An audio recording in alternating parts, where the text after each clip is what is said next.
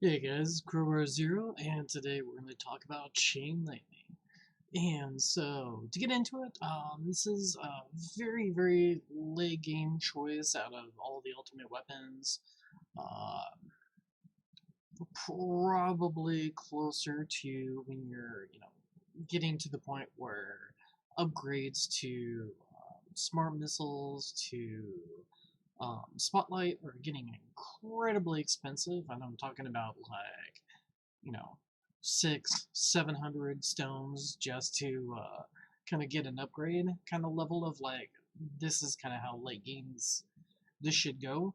Uh, I'm not even to that point. My smart missiles are nowhere near that point.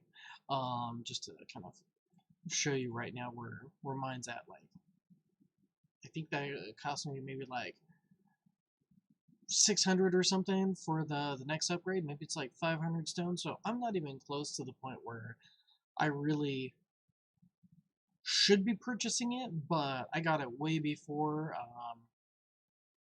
where I'm at currently within the meta. So, I have it now. How do I use it? Let's get into it. So, the major point for Chain Lightning is not really for the damage, but for the very small damage amp that it does give you.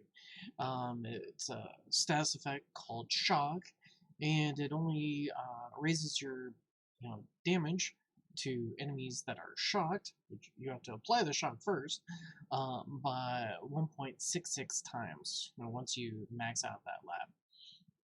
And it takes a little bit of research. Currently, I've got my Chain Lightning at it takes 15.5% chance to hit enemies. Um, Actually, getting up to that like 3 to 4 enemies, I'd say like 4 enemies is like a good spot for as far as like how many you want to go.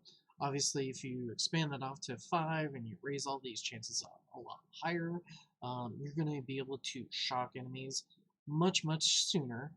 But I would say this is roughly a decent starting point if you want to have somewhat regular, like more than 50% chance at shocking enemies. And you can see a little bit down here, my chance to shock is 10%, and I already have the shock status, like damage amp up to the max, which is that 1.66 times. Nothing like, the damage that you're going to get from, like, say, a Spotlight. But when you're looking at maybe like, oh, hey, my next upgrade to Spotlight is 36 to 38,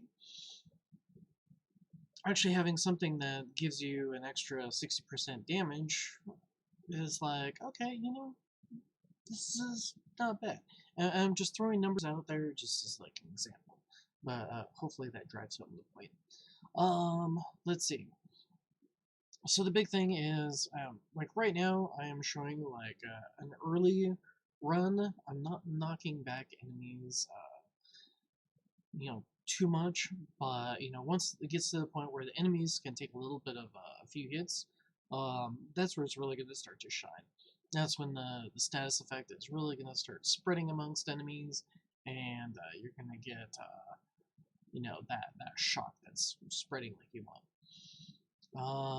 As far as I already talked about a little bit of the stats.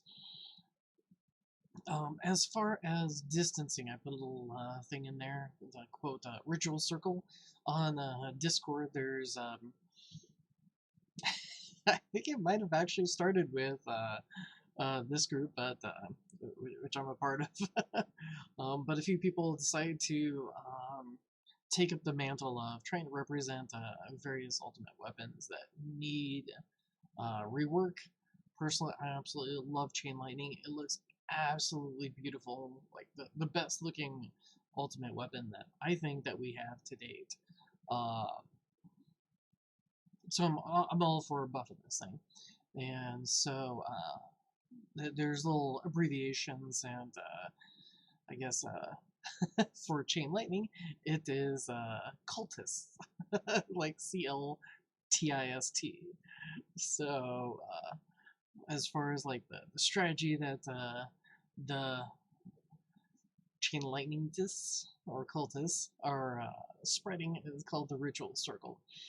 And so I've got the distancing actually shown right here roughly. And you might see like a few of the tank enemies that get over to, basically my range line. And because they're heavier, same with prots too, but prots don't have the hit points that tanks do. You want to be bouncing the tanks right at your range line. Basically gives you a target that you're going to be spawning your chain lightning from. And so when the boss comes from, say, like right here, here, make this a little bit easier to see. Let's say the boss comes in from here.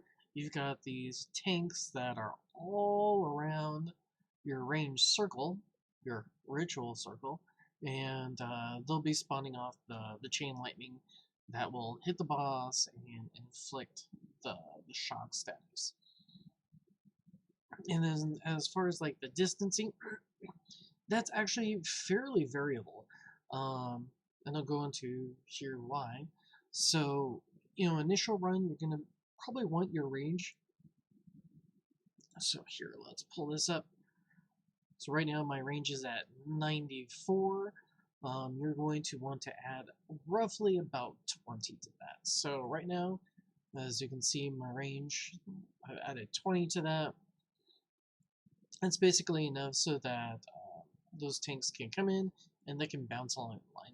Now, when it gets really, really late into the run, when the enemy mass has increased quite a bit, they're not going to be knocked back as much.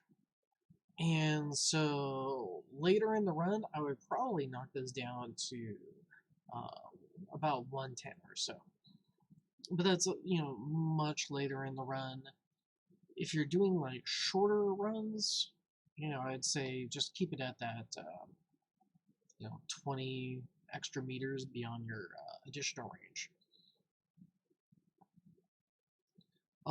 Currently, where it is with the meta, and as far as comparing it to other ultimate weapons, the damage is way too high to be helpful for Deathwave.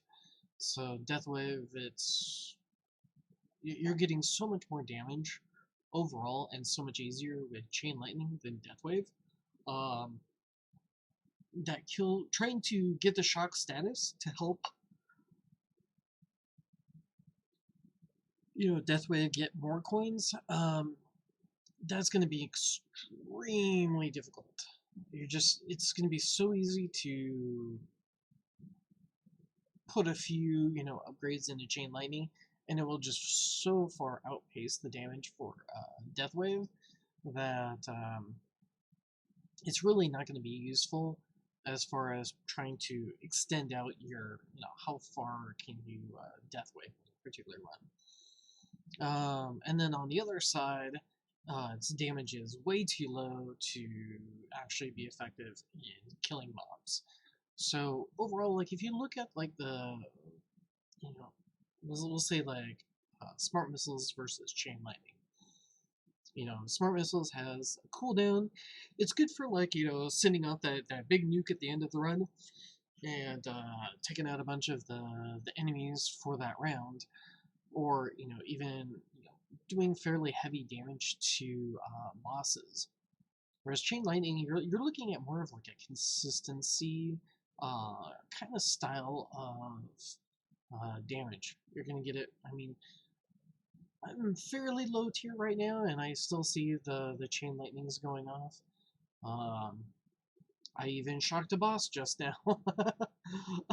So, yeah, you're going to want, like, ideally, it looks like it's built for being able to be a good supplement to kill mobs, but right now its damage is just not quite there yet. And then so like some of the changes that I believe really need to happen to bring this up to being a good source of actual damage, other than just applying the shock status all around, would be we need something similar to smart missiles where it has an amp mechanic. Even then, uh, just the base damage on smart missiles is so incredibly high. We're probably also going to need an increase on that base damage as well. Or just, an amp that maybe is a little bit more higher scaling than what Smart Missile amp is. The other thing that we're going to need would be the enemy that gets hit that with a bullet that then spawns out the chain lightning. They need to be affected by that chain lightning. So they just act currently as like, oh, we're gonna spawn it out, but we don't take any damage. And this is really noticeable when the boss is coming in, and you're just unloading all your bullets into that boss. And yeah, they'll spawn the chain lightning out, but it does absolutely no damage to the boss. And what's worse is the chain lightning is not going to be arcing back right back onto that boss. So as the boss comes closer and closer, especially within your range field versus like way out here, um, you're more likely you're going to be shocking the enemies around your range versus the boss itself. So that's going to be another big thing that's an issue with chain lightning. As I kind of mentioned, it doesn't arc back onto itself. So the enemy that spawned it is not going to get hit by it. So that's a pretty nasty problem that it's got. I hope this is useful.